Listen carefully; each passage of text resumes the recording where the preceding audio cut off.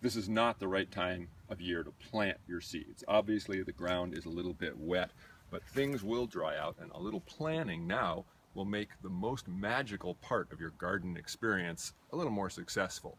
I like to plant from seeds for a couple of reasons. Number one, a tiny seed this big can turn into a 10 or 12 foot tall plant. Number two, it saves you a lot of money. Seeds, while they're not inexpensive, can cost as little as 20 cents for a whole package worth of onions.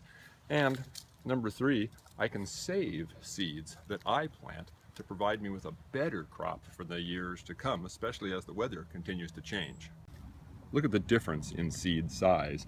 If you've never planted from seed before, you might be surprised by what it starts out like. This is a cabbage. This one I think is pretty obvious, it's a bean. Another thing you have to remember with seeds is you have to plant them over and over. Another thing you have to remember with seeds is you have to plant them over and over. I want 4 crops of corn a year, so I start usually early May or late April. The last planting of corn goes in the ground sometime around the middle of July. And some seeds are more fussy than others. Carrots won't sprout well if they don't stay damp. So the idea would be to plant them either with something else that provides shade. I use lettuce around the carrot seeds to get them to sprout. I harvest the lettuce, the carrots have come up, and they'll mature on through the rest of the summer.